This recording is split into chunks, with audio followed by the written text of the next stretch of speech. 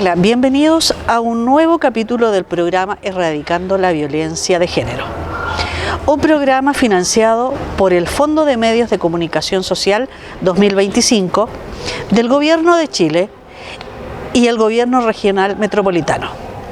En este capítulo nos referiremos al acoso callejero y para ello conversaremos con María Paz Castillo, Mapapo, de la Asociación Cicletada de las Niñas, una organización social que busca la visualización y participación de niños, mujeres y disidencia en el espacio público mediante la bicicleta. ¿Estamos en lo correcto? Sí. Sí. Queremos conversar sobre el acoso callejero. A ver, el acoso callejero lo hemos sufrido las mujeres siempre, pero empezó a visualizarse ¿cuándo? ¿Cuándo se hizo más o menos? ¿Tienes alguna idea de eso? O sea, yo creo que generación tras generación ha ido aumentando la noción de que eso existe, que es un problema, que no es algo a la ligera, pero yo diría que ya en los 2000, principalmente en Chile, la agrupación Observatorio contra el Acoso Callejero son las que ponen el tema en Chile más presente también a través de la discusión pública. Yo me recuerdo cuando gente decía, ya, pero no por decir algo, te van a llevar preso, ahí te van a multar si decís una cosita. Pero como siempre se comenta, o sea, uno desde muy chica sufre no solo las consecuencias del momento, sino también las consecuencias en uno mismo de no salir, de no atreverse, de tener miedo a habitar una ciudad que uno comparte normalmente, pero sin embargo pareciera que para las mujeres siempre es como por ese miedo, justamente en gran parte a esos acosos callejeros que vivimos desde niñas y que no es algo tan simple. ¿Cómo definirías tú o cómo se define el acoso callejero? En términos entendibles. El acoso callejero tiene que ver con toda manifestación de alguien. Primero, una manifestación no solicitada por parte de una persona. Muchas veces es un comentario, son miradas, son roces, es también como el tocar, manosear, etcétera, a personas. Y por algo bien importante, que también cuando uno habla de otros tipos de violencia, cree que solamente se queda como en lo sexual. Sin embargo, esto es mucho más importante, es un tema de poder. ¿Quién te acosa? El que puede hacerlo, el que se da cuenta que va sola, el que sabe que es un adulto ante una niña que le va a dar miedo y que no se va a atrever ni siquiera a gritar. El acoso sobre todo tiene que ver en un factor de poder, de un otro que se siente con el poder de poder hacer eso. A ver, ¿y qué conductas se consideran acoso callejero específicamente? ¿El manoseo o va más allá de eso? O sea, es que va más allá de eso, porque como decía recientemente, pueden ser comentarios, pueden ser roces, pueden ser manoseo. Muchas veces uno dice, ay, bueno, pero te dijeron algo, olvídatelo. Pero cuando una persona que ya sufre otras violencias, además, las mujeres en general sufrimos una cantidad de violencia increíble, además de eso, hay una persona en una posición de poder, ya sea física, ya sea de tamaño, etcétera, que es capaz de amedrentarme mediante, de repente, un comentario. Eso trae consecuencias a lo largo de toda la vida. Sí, porque yo me acuerdo que cuando recién empezó a hablarse de esto, decían que por decir un piropo los iban a llevar presos. Pero los piropos eran piropos. También por lo que se dice, también es un acoso callejero. O sea, ¿por qué una persona desconocida va a interrumpir mi paso o no paso con decirme algo que yo ni le pregunté, ni lo solicité. Algunas veces dicen, ay, por respeto a ni siquiera a la persona, como por respeto a una pareja. No, es por respeto a la persona, como ¿por qué uno va a tener que aguantar que una persona que no conozco me diga algo respecto a cómo me veo, a cómo me percibe, y porque también otra de las cosas, como cuando alguien me dice algo así, yo le voy a decir, ay, gracias, ven conmigo, salgamos. No, nunca va a ser así. No es con un fin de que la persona se sienta honrada, halagada, cómoda. Siempre, claro. La mayoría de las veces es solamente porque lo puedo hacer y porque sé perfectamente que esa persona no se va a dar vuelta, no se va a atrever a decirme algo, va a ser la gran mayoría de las veces, si es que no es porque, no sé, conozco a alguien y a veces ni siquiera, porque va a ser cómodo.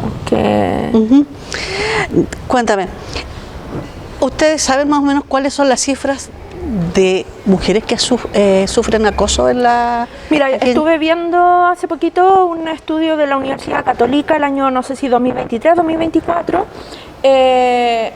donde hablaba que como el 70 y tantos % de las mujeres asumían que habían sido acosadas callejeramente. Sin embargo, esas son las personas que asumen y que han podido validar y ver que lo que han vivido es acoso. Muchas como que en esta naturalización de que han sido acosadas, es como, no, pero bueno, si me dijo algo nomás, listo, y no lo asumen como un acoso. ¿Tú crees que ha disminuido con la nueva ley el acoso callejero? ¿Ha servido de algo? Yo creo que sí ha servido, primero porque el solo hecho de un cambio cultural, cuando la gente decía como, ya, pero la gente no se va a acostumbrar, no va a suceder. Es lo mismo que cuando hace, no sé, 15 años, 20 años, menos, toda la gente podía fumar adentro de un espacio. Y era totalmente normal, o sea, uno sabía que si iba a carretear, no sé, a una discoteca o algún lugar, iba a llegar, pasar a cigarro, porque todos estaban fumando adentro. Era natural y normal. Y todo el mundo decía, oye, nunca se va a lograr que la gente cambie el chip. La gente tuvo que cambiar el chip. Ya sea porque hay una ley, porque está lleno de carteles, porque le van a poner una multa, pero la gente tuvo que entender, a pesar de que no le guste, uno sabe que si hay gente afuera de un local es porque están fumando, porque no pueden fumar adentro. Claro. De hecho, el cambio cultural que hay respecto a una norma que en un momento se pensó que iba a ser imposible de cambiar. Sin embargo, hoy, por ejemplo, hay edificios en construcción donde hay carteles donde indica como en este lugar no acosamos a mujeres, y como casi que hay un teléfono aquí si usted siente que en algún momento le dicen algo, etcétera. Los espacios han tenido que ir modificando su conducta, tal vez medio obligado, pero sí ha tenido que haber un cambio. Y creo que lamentablemente hay muchas cosas que uno esperaría que fueran obvias, pero obviamente que el sentido común es lo menos obvio del mundo. Entonces, yo pienso que sí, ha generado un cambio, ha hecho que las personas se cuestionen, no solo las mujeres y no solo las mujeres afectadas, sino también han habido campañas, por ejemplo, como la del metro, donde llaman a involucrarse en situaciones así, donde es un problema como sociedad, no solamente de las mujeres acosadas, sino también como generar un impacto. Había otra campaña que me parece que se decía stand-up, no sé qué, donde incluso te daban como ejemplos de cómo interactuar cuando hay un caso de acoso. Como, si estoy viendo que la están acosando, entonces le pregunto algo, me pongo a conversar con ella, me pongo entre medio, dándole opciones a las personas también, porque es como, pero ¿qué voy a hacer? Bueno, puedes hacer esto. O sea, esas campañas han ayudado a disminuir el acoso callejero. Sí, yo encuentro que sí. Ya.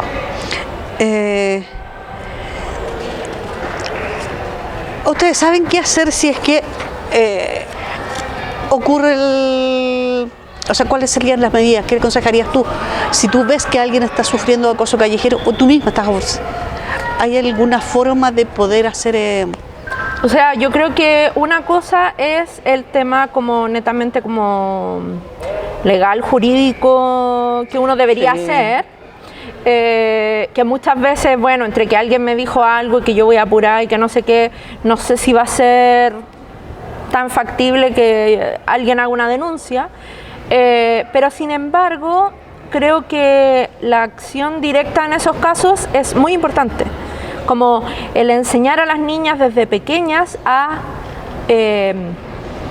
reaccionar ante las situaciones, a no quedarse callada, que también es un cambio de paradigma, porque siempre nos dijeron como, oye, en silencio, calladita, no sé qué, y por lo menos nosotros desde Cicleta a las niñas también motivamos y empujamos a las niñas a que ese no es el camino que hay que tomar, sino que ante injusticias, ante acosos, ante abusos, lo primero que hay que hacer es levantar la voz. Hay que siempre estar pensando en lugares y digo lugares no solo físicos, sino también como emocionales de... lugares seguros, lugares donde yo pueda recurrir en caso de emergencia. Cuando nosotros, por ejemplo, hacemos una cicletada, hacemos una actividad, lo primero que le decimos a las niñas es que nosotros, por ejemplo, si estamos en un espacio cerrado, sabemos quiénes están. Generalmente tratamos de que hayan solo niñas, mujeres y disidencia, y en el caso que hayan papás, abuelos, etcétera, están muy identificados quiénes son. No damos el punto de inicio y el punto final, pero no damos la ruta, evitando también como darle espacio a pedófilos, a gente que pueda provocar alguna cosa. También estamos muy disponibles a como que en caso de emergencia nos puedan relatar y nos puedan decir como qué es lo que está pasando. Tratamos de mantener esos espacios también como canales abiertos de ayuda. O sea, algunas veces no hemos tenido totalmente las herramientas, pero sí poder derivar a quienes pueden ayudar. Ya. Ahora me gustaría que me contaras acerca de la asociación en la que tú estás. Sí. ¿Cuándo se formó? ¿Qué es lo que hacen? ¿Y a raíz de qué la formaron? Bueno, Cicleta de las Niñas es una organización de la sociedad civil que busca que haya más niñas, mujeres y disidencias en el espacio público a través de la bicicleta. Al principio nosotros partíamos con esta idea de como solo visibilizar, porque justamente se habla que en Latinoamérica la cantidad de ciclistas en la calle es como un 80-20. O sea, de todos los ciclistas hay como 80% de hombres, 20% con suerte de mujeres, en los lugares donde más hay. Y uno dice, ¿por qué? Porque esto partió justamente porque éramos dos activistas que ya participábamos en organizaciones ciclistas y donde de repente habíamos 10 personas, 8 eran hombres, 2 éramos mujeres. Habíamos 20 personas y éramos las mismas 2 mujeres y había chorrocientos hombres. Entonces, ¿pero por qué pasa eso? ¿A las mujeres no les gusta andar en bicicleta o qué? Entonces ahí empezamos. Empezamos a buscar estudios también que hablaban de eso. O sea, decían, las mujeres dejan de ocupar la calle por distintas razones. Una principal, acoso callejero. Ya. Miedo. Acceso a tener una bicicleta. Las mujeres en general somos más pobres que los hombres, por lo tanto muchas veces pasaba que era como, no, es que la bicicleta es para el hombre, no, para la mujer no alcanzó. Por algunos mitos también relacionados con la virginidad, ¿no? Es que si se sube la bicicleta se le va a romper la virginidad. Porque una mujer en bicicleta, si no tiene plata para gestionar su menstruación, se habla que esto es un dato que a mí me quebró la cabeza también, porque yo creo que también lo viví un poco. Las mujeres dejan de ir al colegio a nivel mundial. La principal razón es porque no tienen cómo gestionar su menstruación. O sea, no tienen plata para toalla higiénica o tienen plata insuficiente, piensan que se van a manchar, no tienen la educación suficiente, etc. Y eso pasa también porque hay un acoso respecto a algo tan natural como el ciclo menstrual, donde entonces todo esto se va juntando y que hace que las mujeres dejen de andar en la calle porque tienen miedo, dejen de salir a la calle los días que tienen menstruación porque si no tienen la plata suficiente para poder gestionarlo no lo hacen, porque muchas veces dejan de hacer actividad física en general, educación física, etcétera, cuando empieza a cambiar su cuerpo. Antes de su primera menstruación, cuando empieza a cambiar, les da vergüenza, dejan de hacer actividad física y muchas veces nunca más vuelven a hacer actividad física. Otras porque ya dejan de hacer cuando les llega su primera menstruación, si es que vuelven a hacer ejercicio normalmente cuando quedan embarazadas, dicen, no, cuando mi hijo sea grande, yo voy a volver a hacer ejercicio. Y eso muchas veces nunca ocurre. Entonces, era el 2018, pleno año muy feminista en Chile, ocurrió el Mayo Feminista. Entonces, de un festival, Festival O Santiago, que visitan distintos lugares de la ciudad, ya conocía nuestro trabajo con otras agrupaciones y, oye, podrían hacer una cicletada con niños. Y nosotros dijimos, ¿y si hacemos de puras niñas? Porque si faltan niñas, si faltan mujeres, hagamos cosas para que haya más niñas y mujeres. Y en ese sentido hicimos un primer experimento. Como estábamos todos como, hoy sí, la mujer haga una con niñas. Y pasaron todos los problemas que pueden pasar cuando uno se le ocurre hacer actividades de puras mujeres. Nos están discriminando. Hubo activistas que escribieron como, pero ¿cómo? Están dividiendo el ciclismo, miles de cosas, gente como, oye, les ayudo porque ustedes no van a poder, pero si nosotros hacemos actividades con ustedes, obvio que vamos a poder. No, pero es para ayudarlas, no, gracias. Pero como que no se les pasaba por la cabeza que mujeres iban a poder hacer algo solas que habíamos hecho siempre con ellas. Y hicimos la primera experiencia y fue muy, muy emocionante, porque vimos como el problema no es que las niñas pedaleen, pedalear es relativamente fácil, una bicicleta uno la puede conseguir, pues no sé, ese no era el tema es que todo lo demás, que los autos andan rápido, bueno, pero si nos ponemos de tal manera que los autos no lleguen a las niñas y si... Ya, pero es que las niñas, es que si hay otras mujeres, las mujeres siempre nos hemos protegido entre nosotras. Si nos ponemos las mujeres, no era tanto problema. Y si hacemos una actividad en una plaza, y yo dije, uy, vamos a tener que terminar de montar. No, porque entre puras mujeres, todas teníamos noción de que había que cuidar y que había que hacer las cosas rápido. Entonces yo me di media vuelta y ya estaba todo ordenado. Porque todas como, una arregló las mantas, otra arregló esto. Y nos dimos cuenta que era una actividad que era muy emotiva. Y después descubrimos que ya veníamos yendo a unos encuentros internacionales de bicicleta. Se hizo uno en Ecuador y justo vimos una gráfica que en Ecuador era la menor cantidad de mujeres andando en bicicleta en capitales de Latinoamérica. Entonces dijimos, oye, ya postulamos y quedamos. Entonces dijimos, ya. Después nos dimos cuenta que era 2.800 metros sobre el nivel del mar. Pero bueno, filo. Y como habían compañeras de otras partes del continente y que ya conocíamos, nos habíamos visto, habíamos carreteado, habíamos estado, y compañeras como que fueron y dijeron, ¿y si hacemos esto en nuestros países? Porque todas tenían problemáticas más o menos similares, por lo menos las de Latinoamérica. Y así fue como... Ese mismo año, el 2019, empezamos a hacer una convocatoria internacional. Y las mismas compañeras que nosotros veíamos en otras actividades mixtas, de repente decían, oye, ¿y si hoy lo hacemos? Oye, pero acá empezó a pasar como que habían realidades muy distintas, pero muy iguales. Todas sufríamos machismo, solo que algunas tenían que, no sé, hacer una cicleta a las 7 de la mañana porque estaban en el Caribe y después hacía un calor horroroso. Otras estaban en la mitad de la selva, otras estaban en el extremo sur.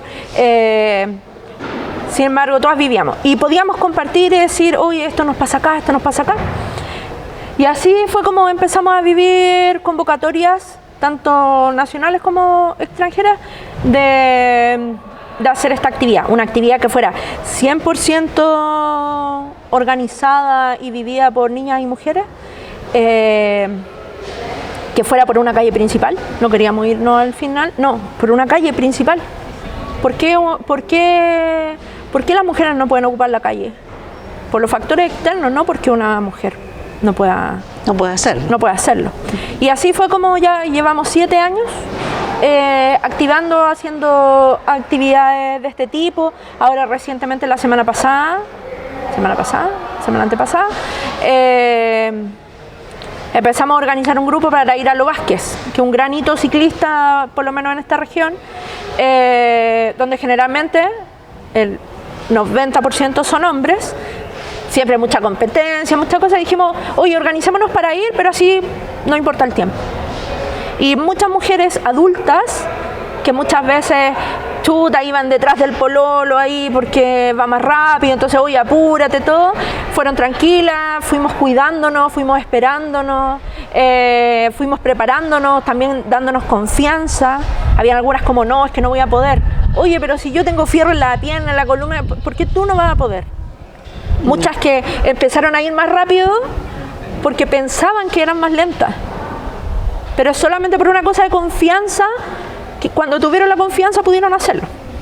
Entonces eso también es lo que queremos lograr siempre en todas las actividades, como que las niñas, las mujeres sientan la confianza suficiente para hacer algo que perfectamente podrían hacer antes, pero que por una cosa de miedos, de acoso, de abuso, de etcétera, de miles de situaciones de violencia, en un ambiente de confianza pueden llegar más lejos.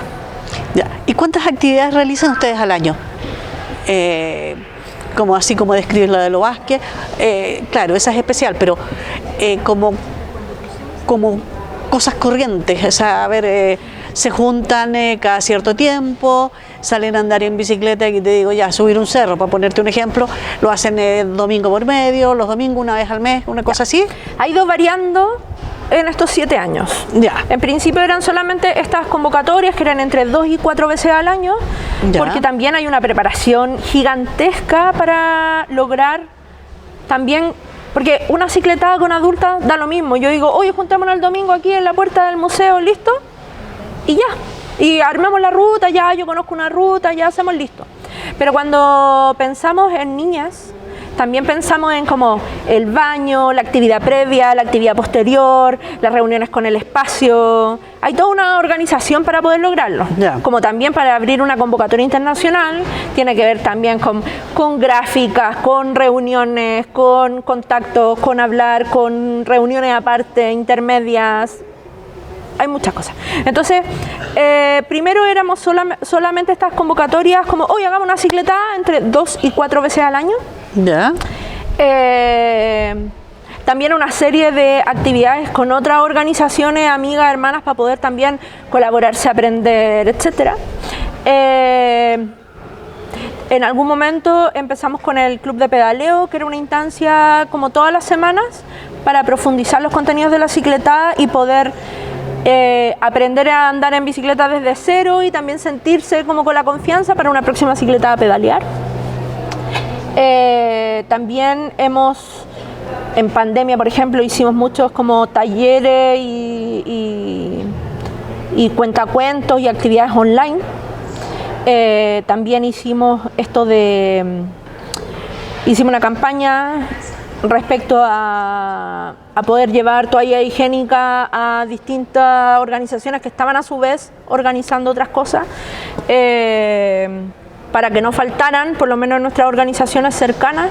Después otra compañía dijo, oye, ensuciamos mucho con eso, ya, yo me encargo, y empezaron a hacer toallas reutilizables. Entonces toda una logística en pandemias y todas con mascarilla, todo, para poder como ir a comprar el material, conseguirse plata, ir a comprar el material, etcétera. Y hoy por hoy estamos en un periodo como que se nos van ocurriendo cosas y las hacemos. Como por ejemplo esta ida a los Vázquez, entrenamos 2 veces a la semana antes de ir a los Vázquez y fuimos a los Vázquez. Ahora descansamos una semana y vamos a ver, porque gustó harto esto de salir de repente, tal vez no toda la semana, o a lo mejor sí, o a lo mejor salir todas las semanas, pero una vez al mes salir más lejos, porque a lugares donde no iríamos antes, pero si vamos con otras compañeras y que han ido y que conocen, lo podemos hacer más fácil. Ya. Cuéntame, aquí a las mujeres les es muy difícil tener bicicleta. Esto ha sido un ejemplo. Tienes una familia en donde hay 4 niños. Bueno, ahora hay menos, pero tienen 2 niños. Al niñito se le compra la bicicleta cuando se puede, le compran bicicleta para que la usen los 2. Pero generalmente la va a usar el niño, ¿cierto? En caso de que las niñas, que es más difícil, que no tienen bicicleta, ¿tienen ustedes forma de conseguirles una? ¿Hacen ese tipo de cosas también? Es todo un tema, el tema del acceso a una bicicleta. Primero porque somos una organización pobre, así que no tenemos como recursos para poder como tener bicicletas siempre. Lo que sí hemos hecho harto, y cada vez lo vamos haciendo con mayor gracia, es que de repente, por ejemplo, alguien nos dice, o sea, teníamos una serie de bicicletas, ahora estamos viendo si es que las donamos a una actividad porque están en un lugar que no las podemos tener más tiempo. Pero, por ejemplo, gente nos ha dicho, oye, ¿sabéis qué? Tengo esta bicicleta en súper buenas condiciones, no sé a quién regalársela. Bueno, regálasela a la bicicleta y las prestamos por un tiempo limitado. Entonces, ¿qué hacemos? Generar un poco la idea en la persona de que es posible, de que... Porque a veces también pasa, o sea, uno de repente compra, no sé, de repente a alguien le regalan una guitarra y nunca la ocupa, o una bicicleta y queda botada porque en realidad le gusta otra cosa. Entonces, con esto hacemos que, así como no tenemos espacio para guardarla, entonces, como, oye, ya, esta bicicleta que nos pasaron, la tienes tú 6 meses, y a los 6 meses conversamos y después te la pasa otro. Así hemos regalado bicicletas, así hemos prestado bicicletas, pero muy así de uno. Ya. Tenemos una serie de bicicletas que no están en tan buenas condiciones, y como que ahí hemos recibido promesas de ayudar, pero al final no ha pasado mucho. Así que, y tenemos otras bicicletas chiquititas que son para aprender a pedalear desde cero, que son unas muy chiquititas, que son estas sin pedales, que las ocupamos para eventos puntuales. Ya. Pero en general eso hacemos, como nos pasan 1, 2, se prestan. La idea es que las bicicletas se muevan. Una bicicleta en un patio no sirve de nada. Claro. Una bicicleta colgada no sirve de nada. Yo soy totalmente contraria a tener colgada bicicleta. No sirve de nada. A mí me interesa que las bicicletas se estén moviendo. Sí. Bueno, además que todas las actividades con la bicicleta se pueden hacer nada más que... O sea, no es que no se puedan hacer en invierno, pero con niños es más difícil. No, hemos hecho hasta lloviendo. ¿Sí? Sí. Porque también... bueno, también hay un tema cultural súper grande con eso. Como ya. Que igual debemos decir que en Santiago, yo soy de Santiago, pero he tenido la oportunidad de vivir en otras partes, somos bien como, uy, una gota, no, se suspenden todos los eventos, porque sí. La última vez, el último para marzo, de hecho partimos de aquí, y era como, oye, están cayendo unas gotitas, no, vamos a ir igual, lo hicimos igual. Yo personalmente soy de las personas que ando en bicicleta, como ahora no ando en bicicleta porque se le estropeó algo ahí, pero que ando en bicicleta y ojalá lloviendo. Me gusta pedalear con lluvia. Claro que debe ser más peligroso. Pero es peligroso vivir igual. Sí. Y los porcentajes, si uno ve los porcentajes de la gente asesinada en siniestros viales que iba caminando es menos que la que iba pedaleando. Ya. Bueno, hay más gente que iba en la vereda caminando sin ningún riesgo que la gente que va en bicicleta. Sí. Ahora, igual además, baja la cantidad, obviamente. Sí, baja la cantidad. Y dan más ganas en verano. Pero todo el asunto externo que tiene que ver con los otros automovilistas y con los perros también es un problema que va más allá del acoso, po. Sí. Porque los automovilistas siempre se quejan de los ciclistas, ¿cierto? Siempre se quejan. Y si somos mujeres, ¿se quejan más aún? Sí, claro. Hay una... O sea, yo me he fijado andando en bici, donde, o sea, el primer comentario que te va a echar, por ejemplo, un automovilista que no tenía que cruzar así, cruzó, oye, fíjate por dónde esté, el primer comentario que va a ser respecto a la apariencia si uno es mujer. Ya. O sea, si es un hombre le van a decir retutí de tu tata, si es mujer, oye, guatona, retutí de tu tata, y después otros epítetos. Como... Siempre hay una violencia mucho mayor y tiene que ver siempre con la apariencia y siempre con lo que uno hace o no hace. Siempre, siempre, siempre, siempre. Entonces, cuando nosotros, por ejemplo, conversamos con nuestros compañeros activistas, cuando se habla del activismo ciclista, como... Claro que todos sufrimos el tema de los automovilistas, de los perros, de la falta de infraestructura, pero ahí es donde nosotros siempre recordamos, pero oye, pero además, nosotras sufrimos además todo esto.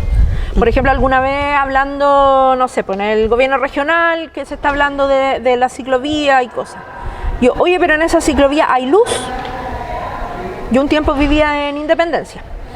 Y yo, con todo lo aguerrida que soy, que he pedaleado por otras ciudades de Latinoamérica de noche, que me da lo mismo y todo, hay ciertos sectores que por mucho ciclovía yo no iba a andar. Entonces yo le decía, es como un toque de queda. Bonita la ciclovía, pero yo después de las 7 de la tarde no voy a pasar para allá. Claro. Porque, no sé, en la Plaza La Paz, oscura, no hay luces, donde está dividido por dos comunas, una parte tiene luces, otra no. Alguna vez me ha pillado un corte de luz que no me he dado cuenta y es brutal porque es como entre cementerio y hospital. Y es como pedalea nomás, dale, donde ha ocurrido también que, particularmente en la Plaza La Paz, por ejemplo, siempre está lleno de hombres orinando a cualquier hora del día y lleno, o sea, como que uno va y todas las veces. Entonces, como no es solo una cosa de infraestructura, es también como, oye, pero hay luces, oye, pero... hay lugares donde en caso de emergencia una mujer podría o un hombre podría pedir ayuda. Son cosas que cuando se ve también la ciudad, cuando se ve la infraestructura, no se fijan si no hay una mirada de... Lamentablemente, debería serlo siempre. Pero resulta que si no hay alguien, oye, pero se le ocurrió poner luz, oye, si hay esta reunión, ¿por qué no están viniendo las mujeres? ¿Porque no quieren? No, pues porque a esta hora también, si tienen hijos, tienen que ir a buscar a dejarlo. Si hacen una reunión en una parte súper difícil de acceso, uno también va a tener su resquemor de venir. Uh-huh. Entonces, por eso también es importante no solo el hacer actividades, compartir con otras organizaciones, sino también estar en las mesas de discusión poniendo estos temas, porque estos temas no existen. Muchas veces. Es como, sí, hablemos de la bicicleta y de la infraestructura, sí, bacán, pero también hablemos de por qué hay en una mesa 30 hombres y una mujer. ¿Por qué lo estamos haciendo a esta hora? A esta hora las mujeres que cuidan no pueden. ¿Por qué estamos... oye, ¿por qué en todas las gráficas solo aparecen hombres? ¿Por qué hay un conversatorio y hay 3 hombres en una mesa? ¿No hay mujeres? ¿Vivimos en un país donde no hay mujeres? Claro, todo etcétera. eso es violencia contra la mujer. Papá, muchas gracias por la entrevista. Ha sido muy interesante conocer los puntos de vista del acoso sexual, del acoso en bicicleta y la relación que tienen con los niños. Te agradecemos. Bueno, este ha sido el último capítulo de este ciclo de Erradicando la Violencia de Género. Programa financiado por el Fondo de Medios de Comunicación Social del Gobierno de Chile y el Gobierno Regional Metropolitano. Gracias por su atención. Gracias por acompañarnos.